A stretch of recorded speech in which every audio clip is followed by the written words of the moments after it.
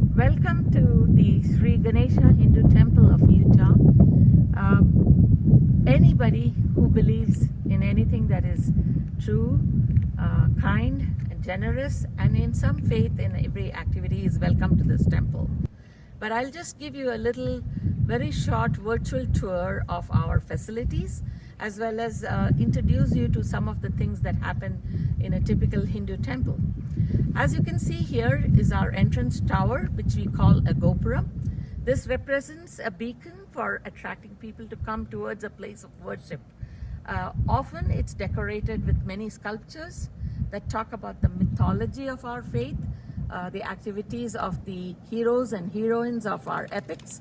These are points of focus for parents to tell little stories to their children, introduce our community to our faith, and explore.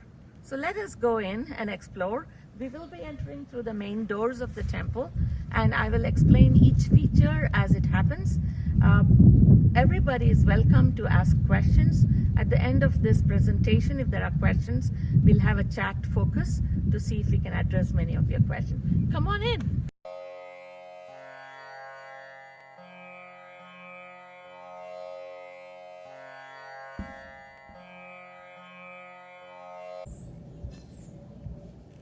As we walk towards the main doors of our temple, I welcome you to look up this towering post, which we call as a Dwaja Stamba, or the pillar that bears the flag. During festival times in a temple, or when there are special occasions, the flag of the temple, symbolizing that the deity is in place and there's a festival going on, will be raised. There are special services associated with this so that it would attract the community from all around. Hey, the flag is flying, there's a special festival in our temple. Come, let's join. And the flag post is often very exquisitely carved. If you can see some of this is a temple for Lord Ganesha. So you have a statue of Lord Ganesha up there, and the decorative features made in brass, and which is enclosing a very, very special timber made of teak wood is inside, and the bells adorn it. All the features are features of flowers and bells and decorative motifs throughout this flag post, or Dwaja Stamba.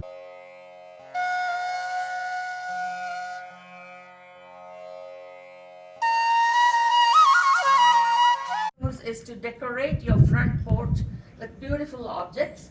What you see here is a floor design, often called as kolam, muggu, or rangoli. It's done with rice paste and colored powders. It means welcome, my home is beautifully decorated. Come enjoy and join us in our festivities. The temple, being our most sacred space, is often decorated elaborately by the women folk and who do these designs, which are renewed every year. We are all in a little bit of a hiatus because of the last 1 year of not too much activity, but still you can see the beautiful drawings here.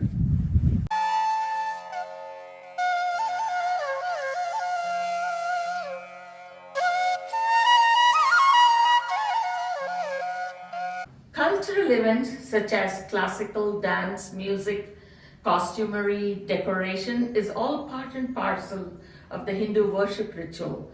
Often a service will conclude or begin with a dance performance by eminent dancers who consider it a special favor to be able to dance in front of our temple deities. We bring you a short dance feature as we go in to explore our temple.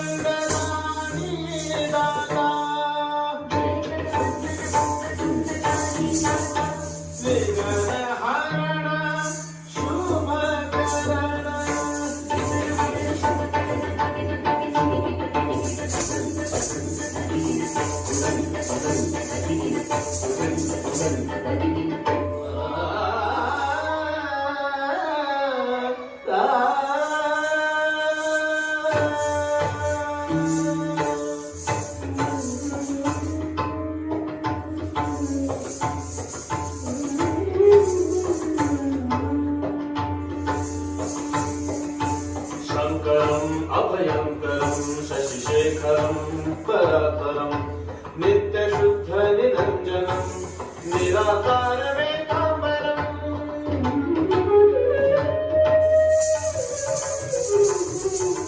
नीलकण्ठं वह्निनयनं नित्यनिर्मलभासितं भासितं भस्मार्गतं शोभितं सुशोभितम्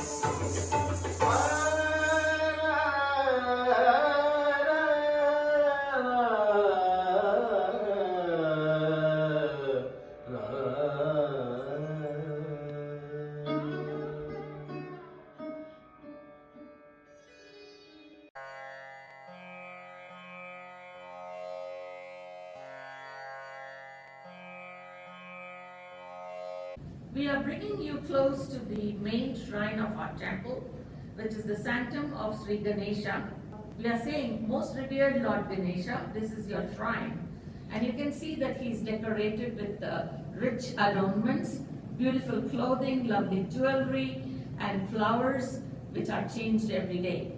Part of the Hindu service is to offer many things to the deity, starting with flower garlands, perfumery, a lamp to light the way, and the ceremony itself often concludes with a showing of the deity's face. This showing happens with the ceremony called the Arati. A beautiful little clip of an Arati is, you can see it right now. The Arati actually shines light on the deity's presence, and it says, take the inspiration from this deity into yourself. Take the illumination into yourself. A devotee in Hindu tradition comes to worship at the shrine not as a congregation. Each one comes by themselves, an individual offer of prayer, an individual seeking some solace, some comfort, some happiness, and also a way to find solutions to their troubles and travails. Part of the ceremonial service offering could be as elaborate as several hours or as short as a few minutes. But the main idea is invoke the presence of the divinity, sing the praises of the divinity, show the Arati light so that the illumination is taken into the heart of the devotee. The devotee then may fulfill their vows in many ways. One of the most often practiced methodology is going round the shrine a set number of times, often 3 times, 7 times, 11 times, or 108 times. It depends on what the family has vowed. As you notice some of these activities, if you notice, our shrines are often, the deity will have a different face than a human face. Each of the features, the arms, the adornments, the icon has a meaning. Ganesha with the elephant face means the remover of obstacles. The icon of the elephant represents some creature which can remove and create an easy path through a thick forest with its trunk. And so Ganesha clears the way, makes life's path easy to traverse. And so you pray to Ganesha to remove obstacles before embarking on any activity. To share a little joke, even when we start a prayer for Ganesha, we started with a little prayer for Ganesha called the Little Prayer, saying, let me finish my service, my prayers to you, Ganesha, with no obstacle. I pray to you. So that is how a Hindu prayer service begins.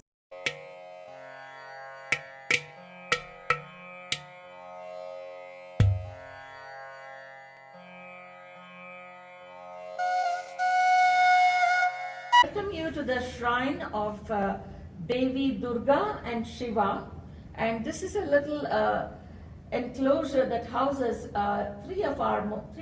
four of our most important shrines.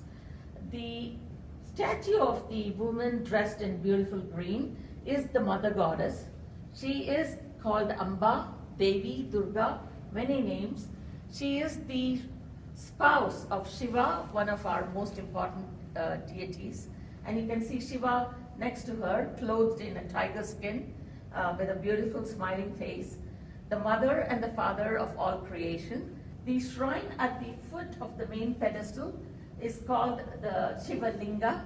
This is an iconic representation of Shiva with no form, and it embodies a lot of symbolism in terms of incorporating various concepts of spirituality. And this Shiva Linga is often bathed ritually with milk and other fragrant items, so that there is a certain cleansing, a certain giving up of one's ego while that ceremony is performed. I would also bring your focus to a statue of the little bull in front of the shrine. There is a brass version of it and a granite version of it. And just to let you know that very often our shrines, our divinities, our gods are associated with a kind of an animal, a bird, a creature of some kind or the other. This shows that environmental constraints or environmental factors are very important in Hinduism. You do not leave out anything. Divinity is not alone, lost in some designated space. Divinity is among us, with our pets, with our children, with our families. All these concepts are often reiterated by the various mythologies associated with Hinduism. This shrine of Shiva and Parvati is fronted by Nandi, the bull on which Shiva rides. There are special ceremonies for the Nandi, the bull, or twice a month, and special services are often offered.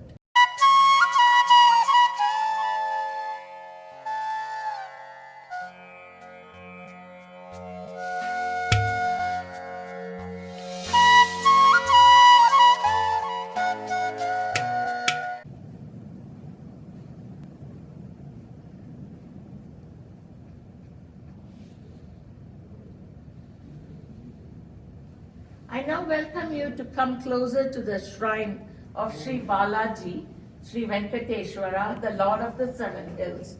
He is a manifestation of Vishnu, one of the most important denominations of our Hindu faith, those who follow the teachings or the style of Vishnu as the supreme divinity. Balaji Venkateshwara is special because he is considered as the giver of all kinds of wishes and boons. The very fact that his hand is held in this posture means, I give to you. He's Varadamurti, the God who gives. A simple prayer is all that is sufficed. And Balaji also loves being decorated. He has the goddess of wealth, Lakshmi, his wife, seated on his chest, saying that the whole world's wealth, spiritual, material, and other kinds, are in my heart. And I am very, very eager to share it with my devotees. He's a very popular shrine. We have huge crowds coming to the services of Sri Balaji every Saturday. If you notice, the shrine is also decorated with rich clothing, flowers, jewelry, and each one has a certain symbolic significance. Vishnu has Lakshmi, the goddess of wealth, on his heart. And once again, there are several ceremonies associated with that. One of the important facets of decorating a shrine is having a lit lamp, which is always lit, showing that enlightenment is always available. Our prayers are often focused on this light, saying, let there be light, let that light come from the divinity into my heart.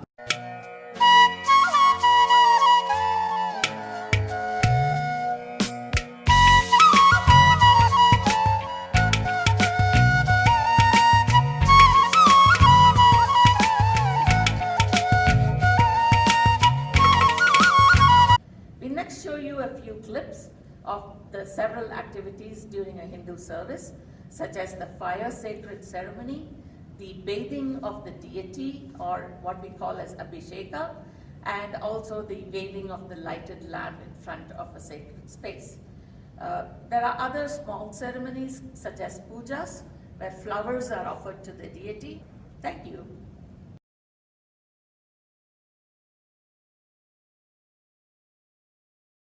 Om Shri Ring Kling Long Ganganapataye Varavara Sarvajanam Mehamaya Swaha Swaha. Om Shri Ring Kling Long Ganganapataye Varavara Sarvajanam Mehamaya Swaha Swaha. Om Shri Ring Kling Long Ganganapataye Varavara Sarvajanam Mehamaya Swaha Swaha. Om Shri Ring Kling Long Ganganapataye Varavara Sarvajanam Mehamaya Swaha Swaha. Om Shri Ring Kling Long Ganganapataye Varavara Sarvajanam Mehamaya Swaha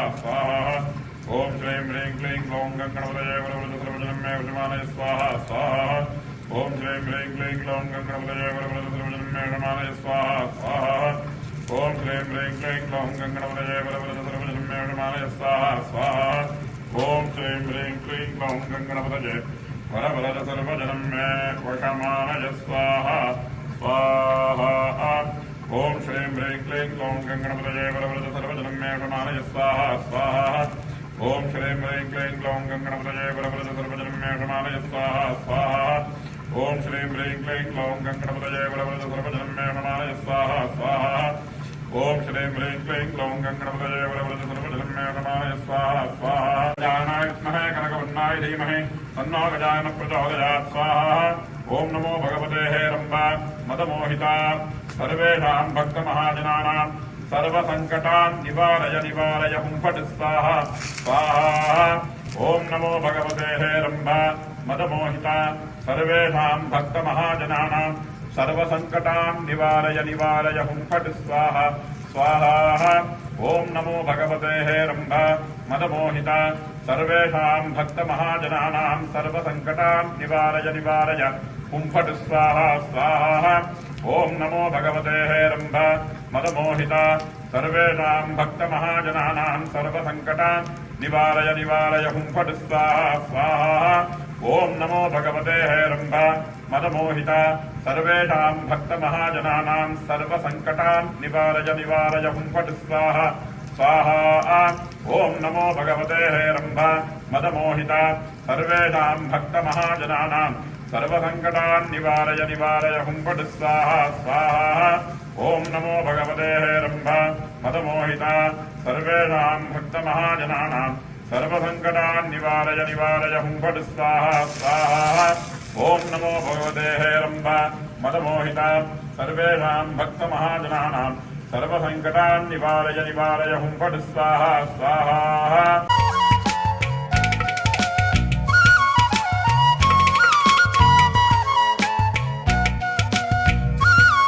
Bhagavate Rudraya Namaste Rudramanyavauta Daishave Namaha Namaste Prasanvane Bahubhyam Utate Namaha Yata Isha Shivatama Shivam Babhuvate Dhanuho Shivasharavyajata Vatajano Rudramridaya Yate Rudra Shivatanora Ghora Papakashini Tayanastanu Vashantamaya Girishanta Yamishangirishantahastave Viparishastave Shivangiritratankuramahrikum Sef Purusham Jakate Shivena Vajatha Girishatsha Vadamasi Yathanas Sarvamidjagata Yakshmakum Sumana Asate Adhyavotadhi Bhakta Prasamo Devyo Vishake Hare Krishna Sarvan Jambhajan Sarvashchayatu Dhanyaha Asovyastamro Arunavutavabhrussu Mangalaha Ete Magum Rudra Abhito Rikshishruta Sahasrasho Veshakum Hedayimahe Asoyo Vasatpati Nilagrivo Vilohitaha Utainam Gopa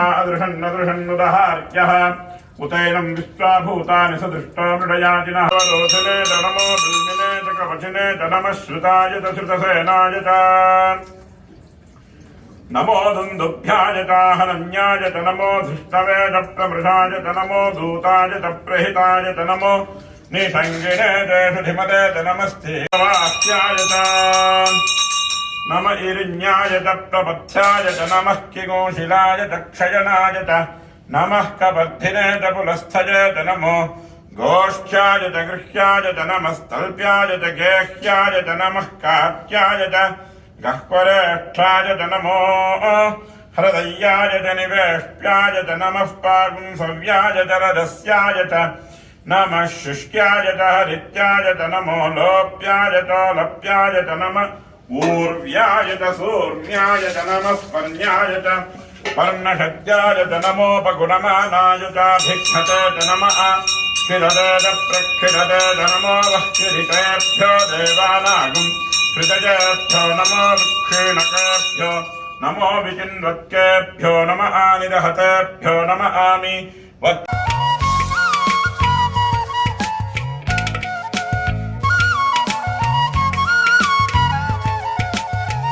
नमः ओं खड्वांगिने नमः ओं विष्णुवल्लभाय नमः ओं शिवविष्ठाय नमः ओं अंबिकानाथाय नमः ओं श्रीकंठाय नमः ओं भक्तवत्सलाय नमः ओं भवाय नमः ओं शर्वाय नमः ओं त्रिलोकेशाय नमः ओं शितिकंठाय नमः ओं शिवाप्रियाय नमः ओं उग्राय नमः ओं कपालिने नमः ओं कामारये नमः ओं अंधकासुरसूदनाय नमः ओं गंगाधराय.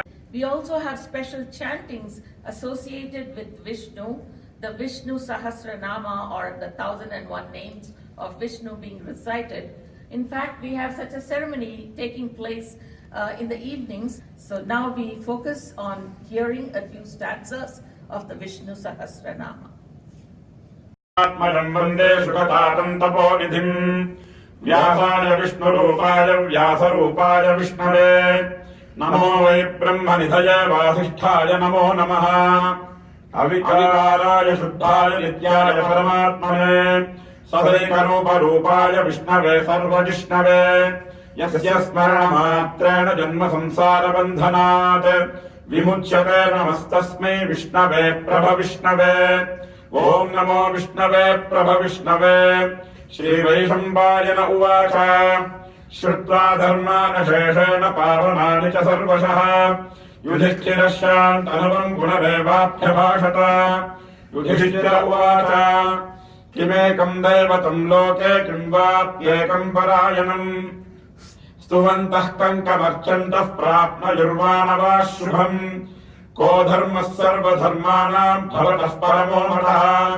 किञ्जरमुच्यते जन्तुर्जन्म संसारबन्धनात् श्रीभीष्म उवाच जगत्प्रभुं देवदेवमनन्तं पुरुषोत्तमम् स्तुवन्नाम सहस्रेण पुरुषः सततोत्थितः तमेव चार्चयन् नित्यं भक्त्या पुरुषमव्ययम् ध्यायन् स्तुवन्नमस्यंश्च यजमानस्तमेव च अनादिनिधनं विष्णुं सर्वलोकमहेश्वरम् लोकाध्यक्षं स्तुवन्नित्यं सर्वदुःखादिको भवेत् ब्रह्मण्यं सर्वधर्मज्ञं लोकानां कीर्तिवर्धनम् लोकनाथं महद्भूतं सर्वभूतभवोद्भवम् एष मे सर्वधर्माणां धर्मोऽधिगतमो मतः यद्भक्त्या पुण्डरीकाक्षं स्तवैरर्थैर्नरः सदा परमय्यो महत्तेजः परमय्यो महत्तपः परमय्यो महद्ब्रह्म परमय्यः परायणम् पवित्राणां पवित्रय्यो मङ्गलानां च मङ्गलम् दैवतं दैवतानां च भूतानां यो व्ययः पिता यतः सर्वाणि भूतानि भवन्त्यादियुगागमे यस्मिन् च प्रलयं यान्ति पुनरेव युगक्षये तस्य लोकप्रधानस्य जगन्नाथस्य भूपते विष्णोर्नाम सहस्रं मे शृणु पापभयापहम् यानि नामानि गौणानि विख्यातानि महात्मनः ऋषिभिः परिणीतानि तानि वक्ष्यामि भूतये ऋषिर्नाम्नां सहस्रस्य वेदव्यासो महामुनिः छन्दोनुष्टुप् तथा देवो भगवान् देवकीसुतः अमृतांशोद्भवो बीजं शक्तिर्देवकीनन्दनः त्रिसामाहृदयन्तस्य शान्त्यर्थे विनियुज्यते विष्णुं जिष्णुं महाविष्णुं प्रभविष्णुं महेश्वरम् अनेकरूपदैत्यान्तं नमामि पुरुषोत्तमम् अस्य श्रीविष्णोर्दिव्यसहस्रनामस्तोत्रमहामन्त्रस्य श्रीवेदव्यासो भगवान् ऋषिः अनुष्टुप्छन्दः श्रीमहाविष्णुः परमात्मा श्रीमन्नारायणो देवता अमृतांशोद्भवो भानुरितिबीजम् देवकीनन्दनः सृष्टेति शक्तिः उद्भवः क्षोभनो देव इति परमो मन्त्रः शङ्खबृन्नन्दकी चक्रीति कीलकम् शार्ङ्गधन्वा गदाधर इत्यस्त्रम् रथाङ्गपाणि रक्षोभ्यैति नेत्रम् त्रिसामासामकः सामेति कवचम् आनन्दम् परब्रह्मेति योनिः ऋतुः सुदर्शनः काल इति दिग्बन्धः श्रीविश्वरूप इति ध्यानम् श्रीमहाविष्णुप्रीत्यर्थे सहस्रनामजपे विनियोगः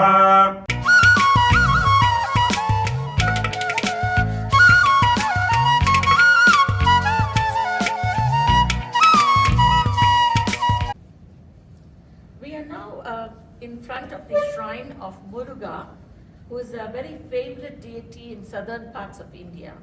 He's called the Muruga Kartikeya, the god of the Tamils. There's a special feature in this. He's shown with two spouses, Valli and Devasena, and some say this is just to represent that the religion coming from the northern parts of India has merged with the religion of the natives, of the locals, populations of the south. This didn't happen yesterday or a few years ago. This is many millennia ago. And Devasena represents the child of the Devas of the Vedic faith, while Valli is the hill maiden, the child of the hill chieftains. And Muruga Kartikeya is the link between how these two faiths became merged into one, into modern day Hinduism. Muruga is a warrior god. He's got the spear in his hand and he protects you, and he also gives you a lot of boons, and you can see his hand which is pointing downwards means he's giving you whatever you ask for. While I sit in front of this beautifully decorated shrine, let me introduce you to our priest in office here, Sri Pandit Sri Satish Kumar Nivarti. And I'm going to ask him a few questions, sir. Sure. I know this last 1.5 years have been very, very difficult times. How have you changed your services to accommodate these times? Actually, we changed a lot of things. Before COVID, every puja we go to in person and do the puja. And after that COVID comes, we are doing every puja puja means a function. Every function we are doing online only. Okay. So what it is, a service that was, in Hinduism, service is very personal. Yes. So you offer it in a family's home or in the group of a small gathering. Now you're not able to take the service to that particular person, Yes. but you're offering it online. How are the devotees in accepting this? Are they comfortable? But It is not exactly the same. yeah, exactly the same. But it's now happened, this situation, everybody, okay, now we need puja, right? So we will do the puja. If online also, okay, we will do the puja. Because the ceremony has to be done Yeah, either way, yeah. the blessing has to be done. Yes. So they are accepting whatever means is acceptable at this point and waiting for the times to improve. Yes. But you have to be careful because you have to Definitely. meet so many people. Yeah. That's why I avoid lot of pujas. Okay. When you say puja, we are talking about a Hindu service ceremony, but have any of the ceremonies within the temple, like you see, if he focuses around this room, there are so many shrines and each Yes. shrine has to have a certain ceremony performed in front of it every day. Yeah. Has any of that been curtailed or have you been able to do those? Actually, in our Hindu traditional, every day we offered food, every day we offered garlands, every day we offered to pray our prayers. That's why, so we have opened the temple, only priest come and perform the puja. So no public is allowed? No public. Except for a certain short periods of time which is pre-booked? Yes. But you have not stinted on the service quality. You continue doing that whether people come or not. Is that correct? Correct. Hopefully, with everything that is happening, this difficult time will soon pass and we will be open again to invite more and more people to come. Definitely, yes. For example, are you able to do because in Hindu tradition, chanting, that Yes, the chanting is very Smriti important. and Shruti, that is the most important part. And we say the Dwani, the sound or the reverberation of the Vedic chant is most important. Are you able to do that with all this mass business? Very tough. Okay. Yeah, breathing is in Vedas, when we are chanting the Vedas, We need a breath, lot of breath. Could you recite to us a small short sloka prayer without the mask so we can hear the dhvani? Sure, sure. Om Bhagadheye Naivainam Pranayati Brahmana Arisheya Uddharet Brahmano Vai Sarva Devataah Sarvabhirevainam Devatabhiruddharati Sayijjanena Savisasa Janmana Saputrairvajam Bharate Dhananrbhihi Devanayah Pitarama Vivasati Shraddhamana Havisha Brahmanaspatim. That is so beautiful. It's from one of our Upanishads, that is the ancillary works that explain the Vedas, Yes. wherein you're talking about the learned persons, the Brahmanas, offering their oblations so that the whole world is solace, is comforted, and is Everything. resolved of all problems. Yes. I don't know if I've explained it well, but that sounds like that is the sloka you have recited for us. Yes. And I can see how it is very difficult to perform these ceremonies with the mask on because the sound doesn't come out exactly right. Definitely. Thank you so much for your presence here, sir. Thank you, sir.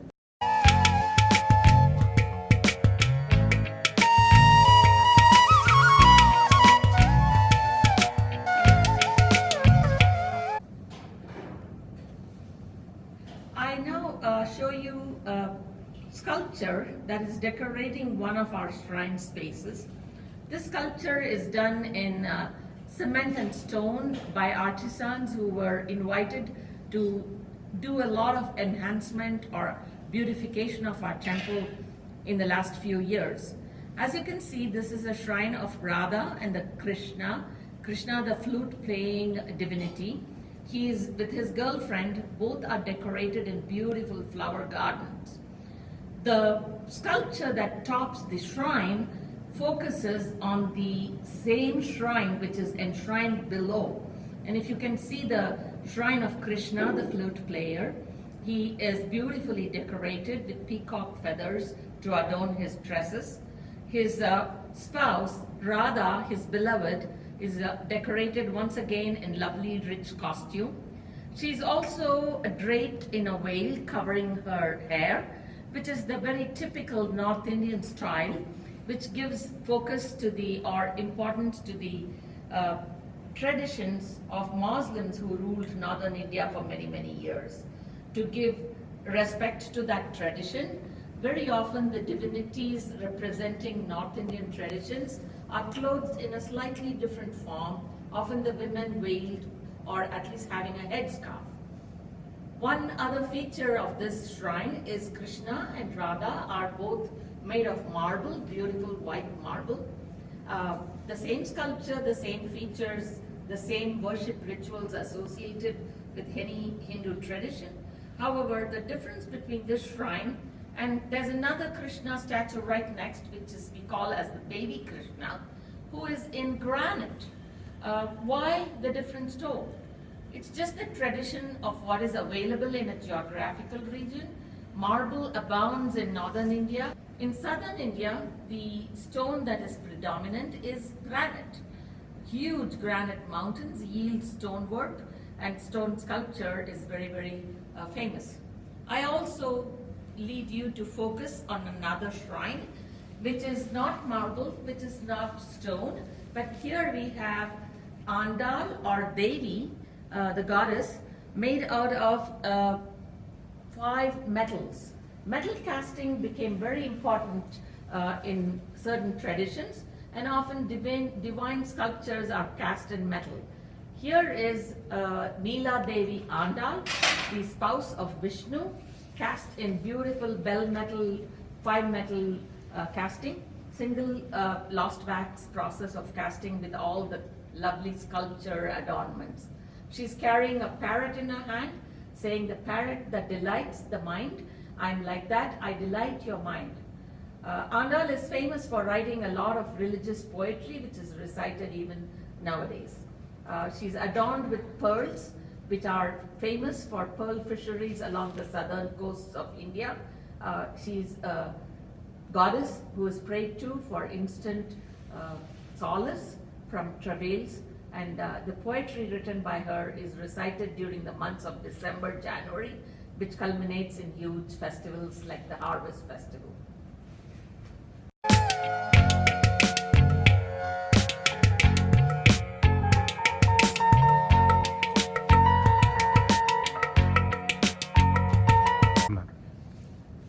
We are now focusing at the shrine of Sri Nataraja, Shiva, the Lord of Dance. As you can see, his posture with one leg lifted is in a dance posture.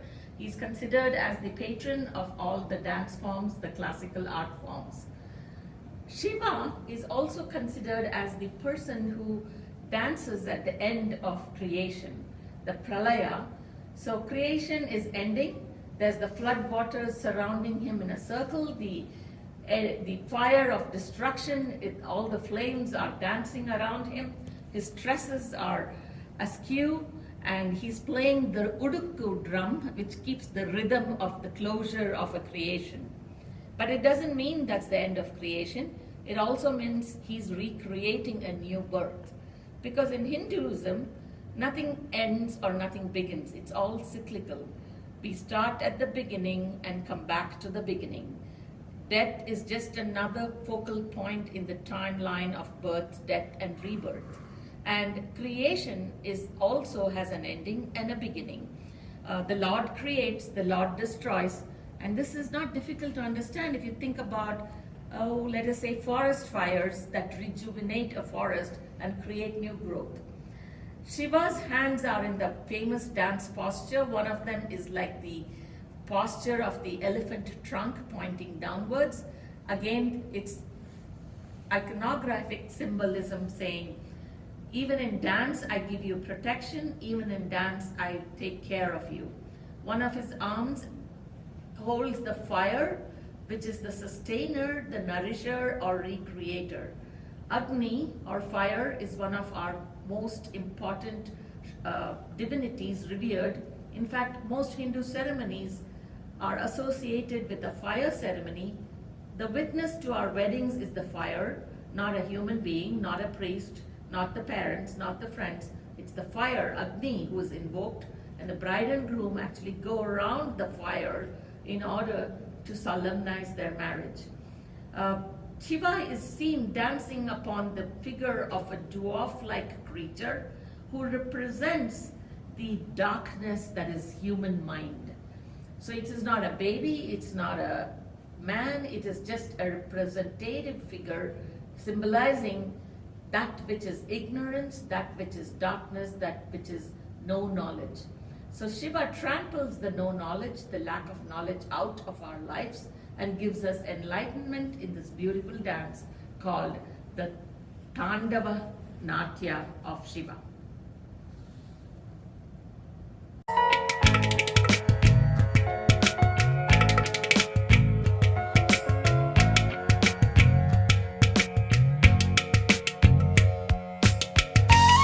Sivasakthi சக்தி என்று குதித்தாடு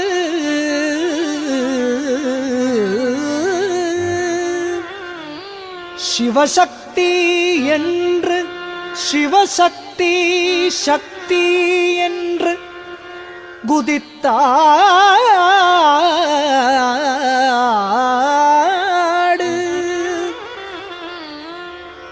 சிவசக்தி என்றும் வாழி சிவசக்தி என்றும் வாழி என்று பாடு சிவசக்தி சக்தி என்று விளையாடு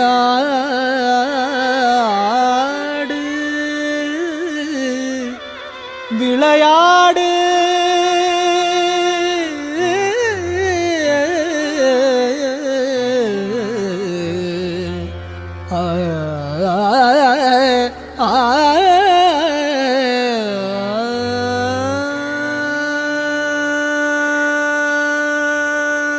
தக தக தக தக தகவென்றாடோமோ சிவசக்தி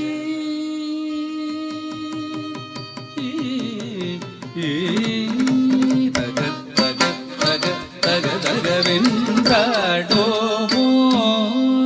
சிவசக்தி சக்தி சக்தி என்று பாடோ தக தக தக தக தகவென்றாடோமோ சிவசக்தி சக்தி சக்தி என்று பாடோ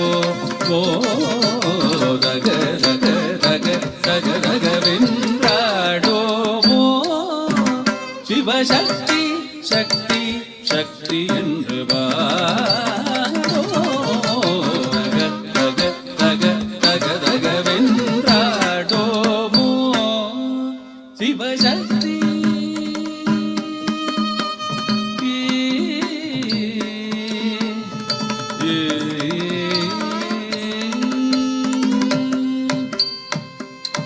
தக தக தகத்திலே உள் நின்றாய் அவள் அம்மை அம்மை எம்மை நாடு போய் வென்றாய் தக தக தகத்திலே உள் நின்றாய் அவள் அம்மை அம்மை எம்மை நாடு போய் வென்றாய் தக தக தக நமக்கருள் புரிவாய் தாழொன்றே சரணமென்று பாடிடுவோம் நாமொன்றே தக தக தக தக தகவென்றாடோமோ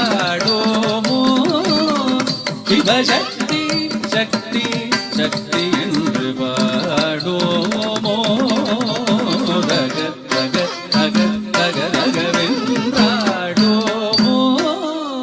Sivasakthi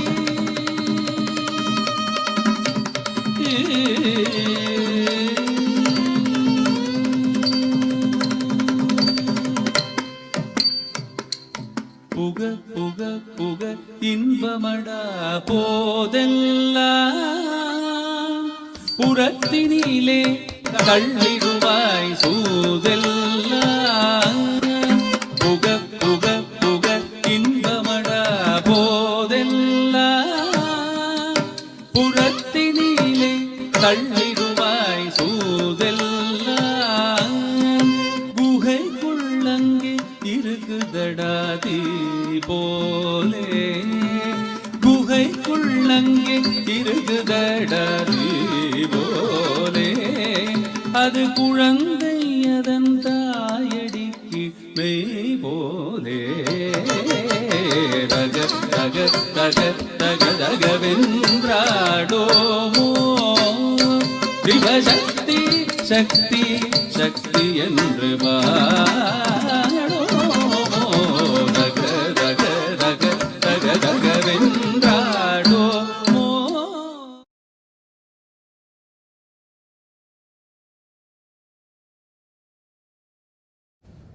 At the end of this temple visit to a Hindu sacred space, and as I say goodbye to you, I bring your eyes to focus upon the shrine of the 9 attractive elements or planets in the universe. There's the sun in the middle, surrounded by Saturn, Jupiter, Mars, the moon, the Venus, and an upper node and the lower nodes of the whole elliptical of the universe. Each of these planets are said to have a certain influence on life. For example, the moon controls mental prowess. The sun gives us health, and he's in the middle. The other nodes like Saturn, with his evil eye, could cause a jinx in your life, but a prayer offered to Saturn will easily remove that jinx. Jupiter gives you wealth and gives you life pleasures. The Shukra, the Lord of Wealth, bestows you with plenty of material comforts. Mars, the God of War, protects you in times of need. So with all these 9 planets to protect your life, it is a pretty good deal, right? I hope you have enjoyed your visit, this virtual visit to our temple. Hope to welcome you here in the near future when we are open after the pandemic situation. Thank you and namaste.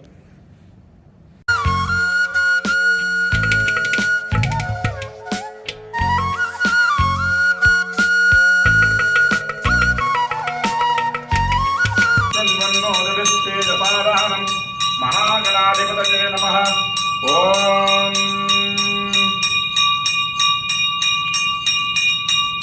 नीलादिनं सुंदर्शयामि। बोलो श्री गजानन महाराज की जय।